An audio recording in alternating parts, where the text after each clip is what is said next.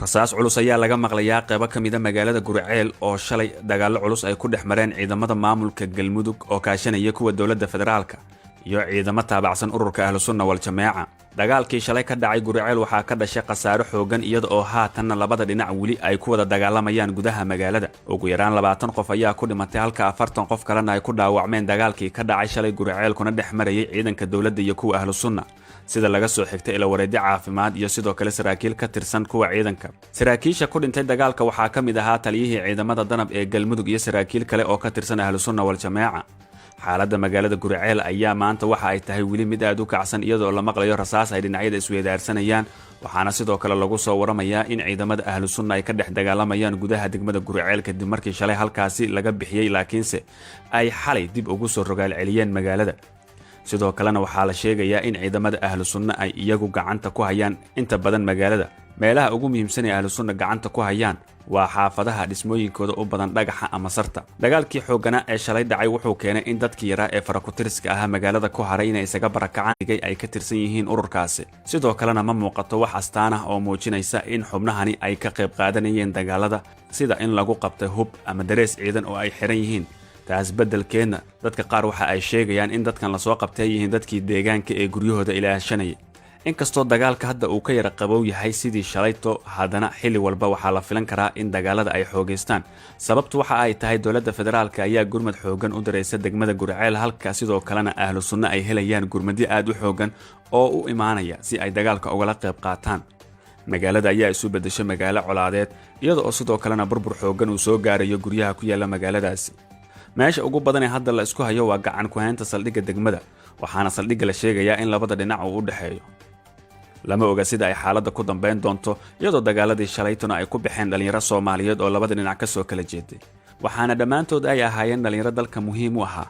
sidoo kalena waxaa laga baaqsan karay dagaalo ka dhaca degmada Guriceel haddii maamulka qoorqoor aanu qaadan go'aanka ah in la weeraro magaaladaasi.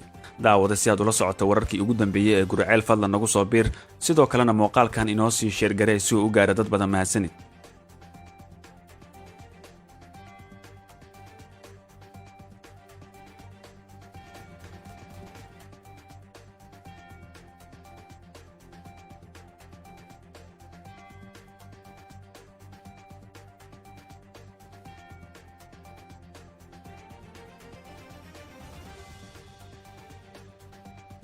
shalaytuna ay ku baxeen dhalinyaro Soomaaliyeed oo labada dhinac ka soo kala jeeday, waxaana dhammaantood ay ahaayeen dhalinyaro dalka muhiim u ahaa.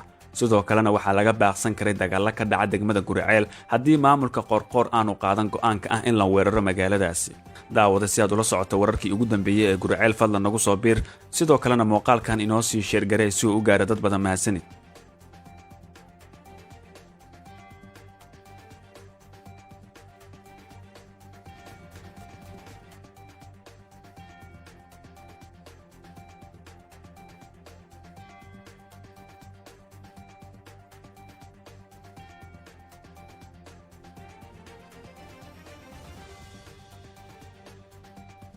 rasaas culus ayaa laga maqlayaa qaybo ka mida magaalada Guriceel oo shalay dagaalo culus ay ku dhex mareen ciidamada maamulka Galmudug oo kaashanaya kuwa dowladda federaalka iyo ciidamo taabacsan ururka Ahlusunna wal Jamaaca. dagaalkii shalay ka dhacay Guriceel waxaa ka dhashay khasaare xoogan iyada oo haatan labada dhinac wali ay ku wada dagaalamayaan gudaha magaalada. ugu yaraan 20 qof ayaa ku dhimatay halka 40 qof kalena ay ku dhaawacmeen dagaalkii ka dhacay shalay Guriceel kuna dhex marayay ciidanka dowladda iyo kuwa Ahlusunna.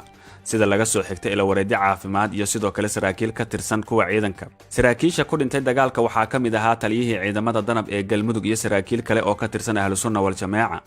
xaaladda magaalada Guriceel ayaa maanta waxa ay tahay wili mid aad u kacsan iyadoo la maqlayo rasaas ay dhinacyada isweydaarsanayaan, waxaana sidoo kale lagu soo waramayaa in ciidamada Ahlusunna ay ka dhex dagaalamayaan gudaha degmada Guriceel kadib markii shalay halkaasi laga bixiyay laakiinse ay xalay dib ugu soo rogaal celiyeen magaalada. sidoo kalena waxaa la sheegayaa in ciidamada Ahlusunna ay iyagu gacanta ku hayaan inta badan magaalada. meelaha ugu muhiimsan ee Ahlusunna gacanta ku hayaan waa xaafadaha dhismooyinkooda u badan dhagaxa ama sarta. dagaalkii xoogana ee shalay dhacay wuxuu keenay in dadkii yaraa ee farakutiriska ahaa magaalada ku haray inay isaga barakacaan halkaas, iyada oo ay ka tirsan yihiin ururkaasi. sidoo kalena ma muuqato wax astaan ah oo muujinaysa in xubnahani ay ka qayb qaadanayeen dagaalada, sida in lagu qabtay hub ama darees ciidan oo ay xiran yihiin. taas beddelkeedna dadka qaar waxa ay sheegayaan in dadkan la soo qabtay yihiin dadkii deegaanka ee guryahooda ilaashanayay. inkastoo dagaalka hadda uu ka yara qabow yahay sidii shalayto haddana xilli walba waxaa la filan karaa in dagaalada ay xoogaystaan. sababtu waxa ay tahay dowladda federaalka ayaa gurmad xoogan u diraysa degmada Guriceel, halka sidoo kalena ahlu sunna ay helayaan gurmadyo aad u xoogan oo u imaanaya si ay dagaalka ugala qayb qaataan. magaalada ayaa isu bedeshay magaalo colaadeed, iyada oo sidoo kalena burbur xoogan uu soo gaarayo guryaha ku yaala magaaladaasi. meesha ugu badan ee hadda la isku hayo waa gacan ku haynta saldhigga degmada, waxaana saldhigga la sheegayaa in labada dhinac uu u dhexeeyo.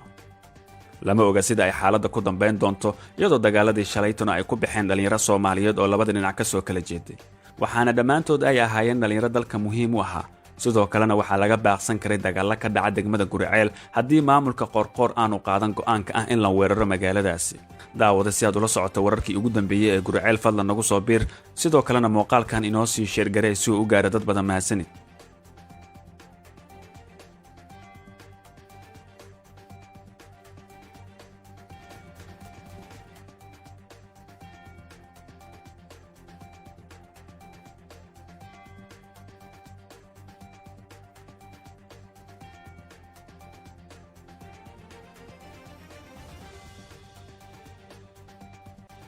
rasaas culus ayaa laga maqlayaa qaybo ka mid ah magaalada Guriceel oo shalay dagaalo culus ay ku dhex mareen ciidamada maamulka Galmudug oo kaashanaya kuwa dowladda federaalka iyo ciidamo taabacsan ururka Ahlu Sunna wal Jamaaca. dagaalkii shalay ka dhacay Guriceel waxaa ka dhashay khasaare xoogan, iyada oo haatanna labada dhinac weli ay ku wada dagaalamayaan gudaha magaalada. ugu yaraan 20 qof ayaa ku dhimatay halka 40 qof kalena ay ku dhaawacmeen dagaalkii ka dhacay shalay Guriceel kuna dhex marayay ciidanka dowladda iyo kuwa Ahlu Sunna, sida laga soo xigtay ila wareedyo caafimaad iyo sidoo kale saraakiil ka tirsan kuwa ciidanka. saraakiisha ku dhintay dagaalka waxaa ka mid ahaa taliyihii ciidamada danab ee Galmudug iyo saraakiil kale oo ka tirsan Ahlu Sunna wal Jamaaca. xaaladda magaalada Guriceel ayaa maanta waxa ay tahay weli mid aad u kacsan, iyadoo la maqlayo rasaas ay dhinacyada isweydaarsanayaan, waxaana sidoo kale lagu soo waramayaa in ciidamada Ahlu Sunna ay ka dhex dagaalamayaan gudaha degmada Guriceel kadib markii shalay halkaasi laga bixiyay, laakiinse ay xalay dib ugu soo rogaal celiyeen magaalada. sidoo kalena waxaa la sheegayaa in ciidamada Ahlu Sunna ay iyagu gacanta ku hayaan inta badan magaalada. meelaha ugu muhiimsan ee Ahlu Sunna gacanta ku hayaan waa xaafadaha dhismooyinkooda u badan dhagaxa ama sarta. dagaalkii xoogana ee shalay dhacay wuxuu keenay in dadkii yaraa ee farakutiriska ahaa magaalada ku haray inay isaga barakacaan halkaas digay ay ka tirsan yihiin ururkaasi. sidoo kalena ma muuqato wax astaan ah oo muujinaysa in xubnahani ay ka qayb qaadanayeen dagaalada, sida in lagu qabtay hub ama darees ciidan oo ay xiran yihiin. taas beddelkeedna dadka qaar waxa ay sheegayaan in dadkan la soo qabtay yihiin dadkii deegaanka ee guryahooda ilaashanayay. inkastoo dagaalka hadda uu ka yara qabow yahay sidii shalayto haddana xilli walba waxaa la filan karaa in dagaalada ay xoogaystaan. sababtu waxa ay tahay dowladda federaalka ayaa gurmad xoogan u diraysa degmada Guriceel, halka sidoo kalena Ahlu Sunna ay helayaan gurmadyo aad u xoogan oo u imaanaya si ay dagaalka ugala qayb qaataan. magaalada ayaa isu bedeshay magaalo colaadeed, iyada oo sidoo kalena burbur xoogan uu soo gaarayo guryaha ku yaala magaaladaasi. meesha ugu badan ee hadda la isku hayo waa gacan ku haynta saldhigga degmada, waxaana saldhigga la sheegayaa in labada dhinac uu u dhexeeyo. lama oga sida ay xaaladda ku dambayn doonto, iyadoo dagaaladii shalaytuna ay ku baxeen dhalinyaro Soomaaliyeed oo labada dhinac ka soo kala jeeday, waxaana dhammaantood ay ahaayeen dhalinyaro dalka muhiim u ahaa. sidoo kalena waxaa laga baaqsan karay dagaalo ka dhaca degmada Guriceel haddii maamulka Qoorqoor aanu qaadan go'aanka ah in la weeraro magaaladaasi. daawada si aad ula socoto wararkii ugu dambeeyay ee Guriceel, fadlan nagu soo biir, sidoo kalena muuqaalkan inoo sii sheer garee si uu u gaaro dad badan. mahadsanid.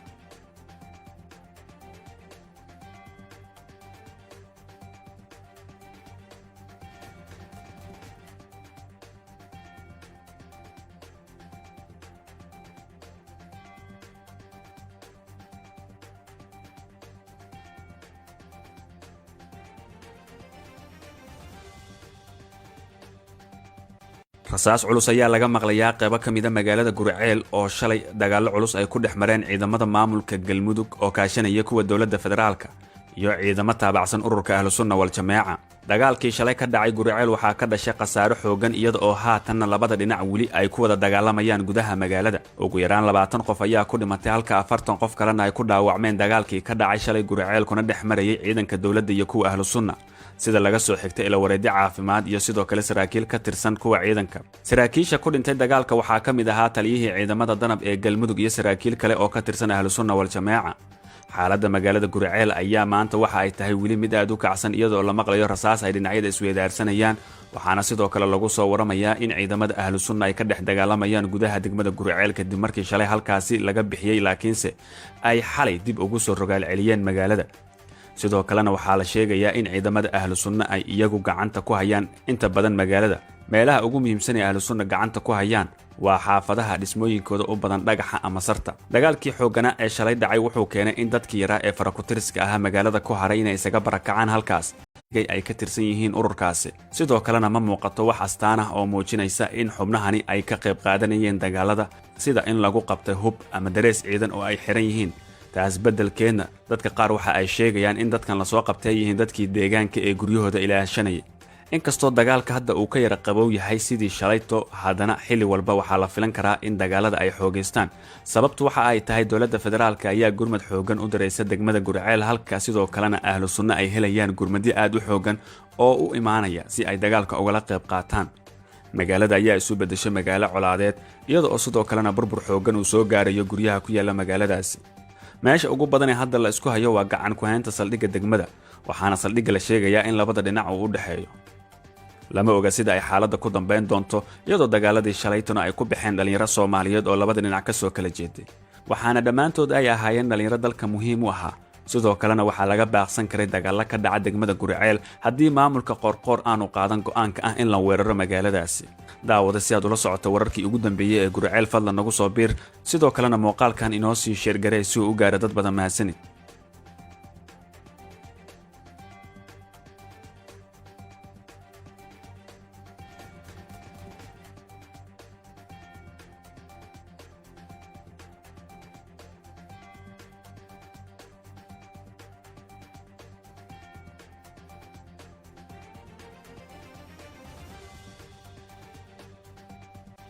rasaas culus ayaa laga maqlayaa qaybo ka mid ah magaalada Gurceel oo shalay dagaallo culus ay ku dhex mareen ciidamada maamulka Galmudug oo kaashanaya kuwa dowladda federaalka iyo ciidamo taabacsan ururka ahlu sunna wal jamaaca.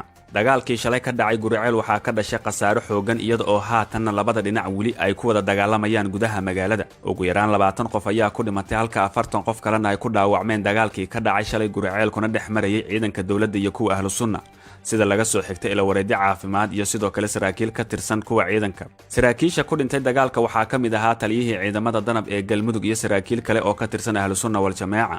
xaaladda magaalada Gurceel ayaa maanta waxa ay tahay weli mid aad u kacsan, iyadoo la maqlayo rasaas ay dhinacyada isweydaarsanayaan, waxaana sidoo kale lagu soo waramayaa in ciidamada ahlu sunna ay ka dhex dagaalamayaan gudaha degmada Gurceel kadib markii shalay halkaasi laga bixiyey, laakiinse ay xalay dib ugu soo rogaal celiyeen magaalada. sidoo kalena waxaa la sheegayaa in ciidamada ahlu sunna ay iyagu gacanta ku hayaan inta badan magaalada. meelaha ugu muhiimsan ee ahlu sunna gacanta ku hayaan waa xaafadaha dhismooyinkooda u badan dhagaxa ama sarta. dagaalkii xoogganaa ee shalay dhacay wuxuu keenay in dadkii yaraa ee farakutiriska ahaa magaalada ku haray inay isaga barakacaan halkaas ay ka tirsan yihiin ururkaasi. sidoo kalena ma muuqato wax astaan ah oo muujinaysa in xubnahani ay ka qayb qaadanayeen dagaalada, sida in lagu qabtay hub ama darees ciidan oo ay xiran yihiin. taas beddelkeedna dadka qaar waxa ay sheegayaan in dadkan lasoo qabtay yihiin dadkii deegaanka ee guryahooda ilaashanayay. inkastoo dagaalka hadda uu ka yara qabow yahay sidii shalayto, haddana xilli walba waxaa la filan karaa in dagaalada ay xoogaystaan. sababtu waxa ay tahay dowladda federaalka ayaa gurmad xooggan u diraysa degmada Gurceel, halka sidoo kalena ahlu sunna ay helayaan gurmadyo aad u xooggan oo u imaanaya si ay dagaalka ugala qayb qaataan. magaalada ayaa isu beddeshay magaalo colaadeed, iyada oo sidoo kalena burbur xooggan uu soo gaarayo guryaha ku yaala magaaladaasi. meesha ugu badan ee hadda la isku hayo waa gacan ku haynta saldhigga degmada, waxaana saldhigga la sheegayaa in labada dhinac uu u dhexeeyo. lama oga sida ay xaaladda ku dambayn doonto, iyadoo dagaaladii shalaytuna ay ku baxeen dhallinyaro Soomaaliyeed oo labada dhinac ka soo kala jeeday, waxaana dhammaantood ay ahaayeen dhallinyaro dalka muhiim u ahaa. sidoo kalena waxaa laga baaqsan karay dagaalla ka dhaca degmada Gurceel haddii maamulka Qoorqoor aanu qaadan go'aanka ah in la weeraro magaaladaasi. daawada si aad ula socoto wararkii ugu dambeeyay ee Gurceel, fadlan nagu soo biir, sidoo kalena muuqaalkan inoo sii sheergaree si uu u gaaro dad badan. mahadsanid.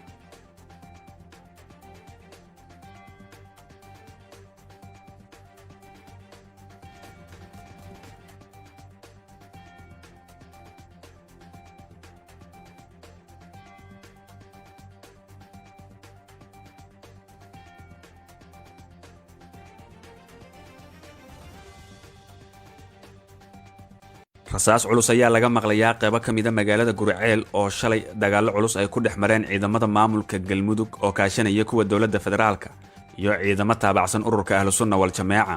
dagaalkii shalay ka dhacay Guriceel waxaa ka dhashay khasaare xoogan iyada oo haatanna labada dhinac weli ay ku wada dagaalamayaan gudaha magaalada. Ugu yaraan 20 qof ayaa ku dhimatay halka 40 qof kalena ay ku dhaawacmeen dagaalkii ka dhacay shalay Guriceel kuna dhex marayay ciidanka dawladda iyo kuwa ahlu sunna, sida laga soo xigtay ila wareedi caafimaad iyo sidoo kale saraakiil ka tirsan kuwa ciidanka. Saraakiisha ku dhintay dagaalka waxaa ka mid ahaa taliyihii ciidamada danab ee Galmudug iyo saraakiil kale oo ka tirsan ahlu sunna wal jameeca.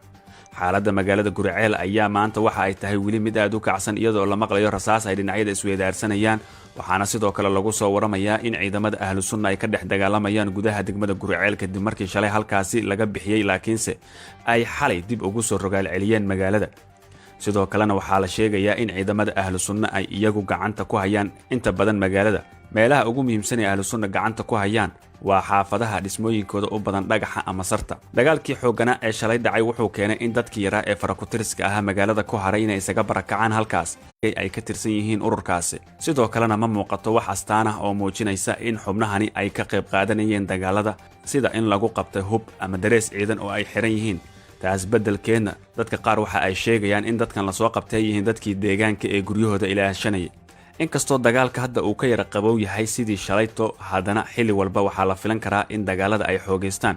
sababtu waxa ay tahay dowladda federaalka ayaa gurmad xoogan u diraysa degmada Guriceel, halka sidoo kalena ahlu sunna ay helayaan gurmadyo aad u xoogan oo u imaanaya si ay dagaalka ugala qayb qaataan. magaalada ayaa isu beddeshay magaalo colaadeed iyada oo sidoo kalena burbur xoogan uu soo gaarayo guryaha ku yaala magaaladaasi. meesha ugu badan ee hadda la isku hayo waa gacan ku haynta saldhigga degmada, waxaana saldhigga la sheegayaa in labada dhinac uu u dhexeeyo.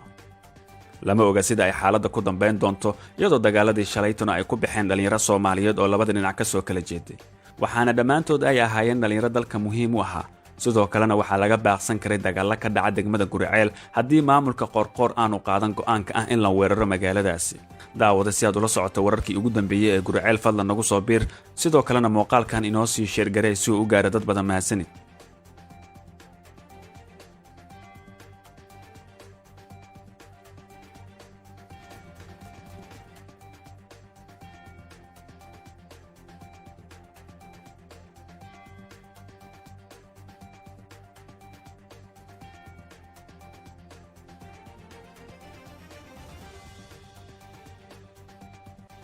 rasaas culus ayaa laga maqlayaa qaybo ka mid ah magaalada Guriceel oo shalay dagaalo culus ay ku dhex mareen ciidamada maamulka Galmudug oo kaashanaya kuwa dowladda federaalka iyo ciidamo taabacsan ururka ahlu sunna wal jameeca. dagaalkii shalay ka dhacay Guriceel waxaa ka dhashay khasaare xoogan iyada oo haatanna labada dhinac weli ay ku wada dagaalamayaan gudaha magaalada. ugu yaraan 20 qof ayaa ku dhimatay halka 40 qof kalena ay ku dhaawacmeen dagaalkii ka dhacay shalay Guriceel kuna dhex marayay ciidanka dawladda iyo kuwa ahlu sunna, sida laga soo xigtay ila wareedi caafimaad iyo sidoo kale saraakiil ka tirsan kuwa ciidanka. saraakiisha ku dhintay dagaalka waxaa ka mid ahaa taliyihii ciidamada danab ee Galmudug iyo saraakiil kale oo ka tirsan ahlu sunna wal jameeca. xaaladda magaalada Guriceel ayaa maanta waxa ay tahay weli mid aad u kacsan iyadoo la maqlayo rasaas ay dhinacyada isweydaarsanayaan, waxaana sidoo kale lagu soo waramayaa in ciidamada ahlu sunna ay ka dhex dagaalamayaan gudaha degmada Guriceel kadib markii shalay halkaasi laga bixiyay laakiinse ay xalay dib ugu soo rogaal celiyeen magaalada. sidoo kalena waxaa la sheegayaa in ciidamada ahlu sunna ay iyagu gacanta ku hayaan inta badan magaalada. meelaha ugu muhiimsan ee ahlu sunna gacanta ku hayaan waa xaafadaha dhismooyinkooda u badan dhagaxa ama sarta. dagaalkii xoogana ee shalay dhacay wuxuu keenay in dadkii yaraa ee farakutiriska ahaa magaalada ku haray inay isaga barakacaan halkaas ay ka tirsan yihiin ururkaasi. sidoo kalena ma muuqato wax astaan ah oo muujinaysa in xubnahani ay ka qayb qaadanayeen dagaalada, sida in lagu qabtay hub ama darees ciidan oo ay xiran yihiin. taas beddelkeedna dadka qaar waxa ay sheegayaan in dadkan lasoo qabtay yihiin dadkii deegaanka ee guryahooda ilaashanayay. inkastoo dagaalka hadda uu ka yara qabow yahay sidii shalayto, haddana xilli walba waxaa la filan karaa in dagaalada ay xoogaystaan. sababtu waxa ay tahay dowladda federaalka ayaa gurmad xoogan u diraysa degmada Guriceel, halka sidoo kalena ahlu sunna ay helayaan gurmadyo aad u xoogan oo u imaanaya si ay dagaalka ugala qayb qaataan. magaalada ayaa isu beddeshay magaalo colaadeed iyada oo sidoo kalena burbur xoogan uu soo gaarayo guryaha ku yaala magaaladaasi. meesha ugu badan ee hadda la isku hayo waa gacan ku haynta saldhigga degmada, waxaana saldhigga la sheegayaa in labada dhinac uu u dhexeeyo. lama oga sida ay xaaladda ku dambayn doonto iyadoo dagaaladii shalaytuna ay ku baxeen dhalinyaro Soomaaliyeed oo labada dhinac ka soo kala jeeday, waxaana dhammaantood ay ahaayeen dhalinyaro dalka muhiim u ahaa. sidoo kalena waxaa laga baaqsan karay dagaalo ka dhaca degmada Guriceel haddii maamulka qoorqoor aanu qaadan go'aanka ah in la weeraro magaaladaasi. daawada si aad ula socoto wararkii ugu dambeeyay ee Guriceel fadlan nagu soo biir, sidoo kalena muuqaalkan inoo sii share garee si uu u gaaro dad badan. mahadsanid.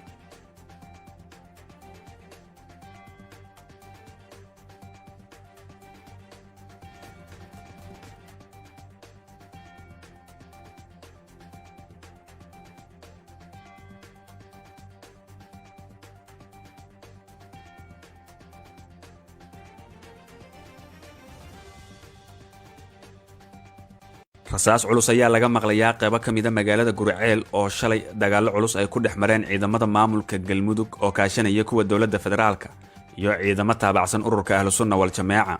Dagaalkii shalay ka dhacay Guriceel waxaa ka dhashay khasaare xoogan iyada oo haatanna labada dhinac weli ay ku wada dagaalamayaan gudaha magaalada. Ugu yaraan 20 qof ayaa ku dhimatay halka 40 qof kalena ay ku dhaawacmeen dagaalkii ka dhacay shalay Guriceel kuna dhex marayay ciidanka dowladda iyo kuwa Ahlusunna, sida laga soo xigtay ila wareedyo caafimaad iyo sidoo kale saraakiil ka tirsan kuwa ciidanka. Saraakiisha ku dhintay dagaalka waxaa ka mid ahaa taliyihii ciidamada danab ee Galmudug iyo saraakiil kale oo ka tirsan Ahlusunna wal Jamaaca. Xaaladda magaalada Guriceel ayaa maanta waxa ay tahay weli mid aad u kacsan iyadoo la maqlayo rasaas ay dhinacyada isweydaarsanayaan, waxaana sidoo kale lagu soo waramayaa in ciidamada Ahlusunna ay ka dhex dagaalamayaan gudaha degmada Guriceel kadib markii shalay halkaasi laga bixiyay laakiinse ay xalay dib ugu soo rogaal celiyeen magaalada. Sidoo kalena waxaa la sheegayaa in ciidamada Ahlusunna ay iyagu gacanta ku hayaan inta badan magaalada. Meelaha ugu muhiimsan ee Ahlusunna gacanta ku hayaan waa xaafadaha dhismooyinkooda u badan dhagaxa ama sarta. Dagaalkii xoogana ee shalay dhacay wuxuu keenay in dadkii yaraa ee farakutiriska ahaa magaalada ku haray inay isaga barakacaan halkaas ay ka tirsan yihiin ururkaasi. Sidoo kalena ma muuqato wax astaan ah oo muujinaysa in xubnahani ay ka qayb qaadanayeen dagaalada, sida in lagu qabtay hub ama darees ciidan oo ay xiran yihiin. taas beddelkeedna dadka qaar waxa ay sheegayaan in dadkan la soo qabtay yihiin dadkii deegaanka ee guryahooda ilaashanayay. Inkastoo dagaalka hadda uu ka yara qabow yahay sidii shalayto, haddana xilli walba waxaa la filan karaa in dagaalada ay xoogaystaan. Sababtu waxa ay tahay dowladda federaalka ayaa gurmad xoogan u diraysa degmada Guriceel, halka sidoo kalena Ahlusunna ay helayaan gurmadyo aad u xoogan oo u imaanaya si ay dagaalka ugala qayb qaataan. Magaalada ayaa isu beddeshay magaalo colaadeed iyada oo sidoo kalena burbur xoogan uu soo gaarayo guryaha ku yaala magaaladaasi. Meesha ugu badan ee hadda la isku hayo waa gacan ku haynta saldhigga degmada, waxaana saldhigga la sheegayaa in labada dhinac uu u dhaxeeyo. Lama oga sida ay xaaladda ku dambeyn doonto iyadoo dagaaladii shalaytuna ay ku baxeen dhalinyaro Soomaaliyeed oo labada dhinac ka soo kala jeeday, waxaana dhammaantood ay ahaayeen dhalinyaro dalka muhiim u ahaa. Sidoo kalena waxaa laga baaqsan karay dagaalo ka dhaca degmada Guriceel haddii maamulka Qoorqoor aanu qaadan go'aanka ah in la weeraro magaaladaasi. Daawada si aad ula socoto wararkii ugu dambeeyay ee Guriceel, fadlan nagu soo biir, sidoo kalena muuqaalkan inoo sii share garee si uu u gaaro dad badan. mahadsanid.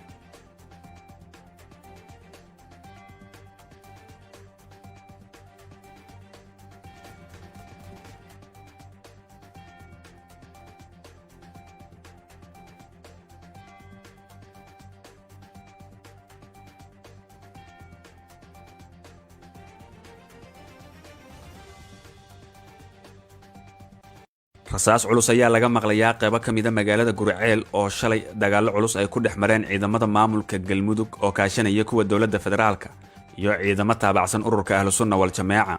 Dagaalkii shalay ka dhacay Guriceel waxaa ka dhashay khasaare xoogan iyada oo haatanna labada dhinac weli ay ku wada dagaalamayaan gudaha magaalada. Ugu yaraan 20 qof ayaa ku dhimatay halka 40 qof kalena ay ku dhaawacmeen dagaalkii ka dhacay shalay Guriceel kuna dhex marayay ciidanka dowladda iyo kuwa Ahlusunna, sida laga soo xigtay ila wareedyo caafimaad iyo sidoo kale saraakiil ka tirsan kuwa ciidanka. Saraakiisha ku dhintay dagaalka waxaa ka mid ahaa taliyihii ciidamada danab ee Galmudug iyo saraakiil kale oo ka tirsan Ahlusunna wal Jamaaca.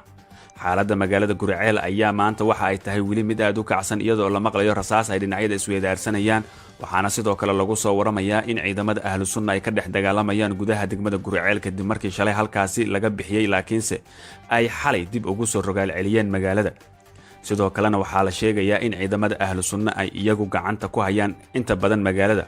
Meelaha ugu muhiimsan ee Ahlusunna gacanta ku hayaan waa xaafadaha dhismooyinkooda u badan dhagaxa ama sarta. Dagaalkii xoogana ee shalay dhacay wuxuu keenay in dadkii yaraa ee farakutiriska ahaa magaalada ku haray inay isaga barakacaan halkaas ay ka tirsan yihiin ururkaasi. Sidoo kalena ma muuqato wax astaan ah oo muujinaysa in xubnahani ay ka qayb qaadanayeen dagaalada, sida in lagu qabtay hub ama darees ciidan oo ay xiran yihiin. taas beddelkeedna dadka qaar waxa ay sheegayaan in dadkan la soo qabtay yihiin dadkii deegaanka ee guryahooda ilaashanayay.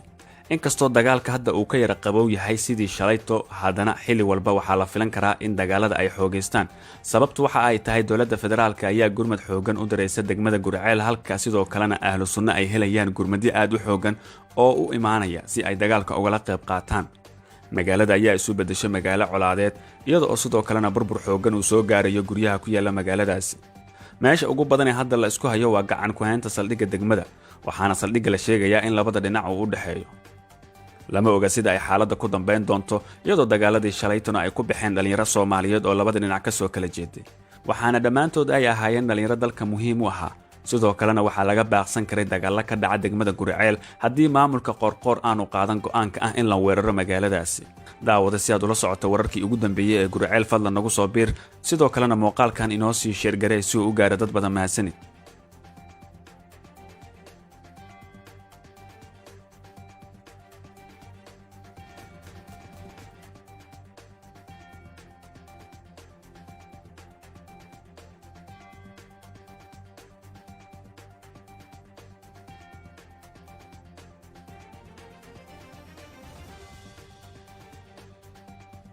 rasaas culus ayaa laga maqlayaa qaybo ka mid ah magaalada Guriceel oo shalay dagaalo culus ay ku dhex mareen ciidamada maamulka Galmudug oo kaashanaya kuwa dowladda federaalka iyo ciidamo taabacsan ururka Ahlusunna wal Jamaaca.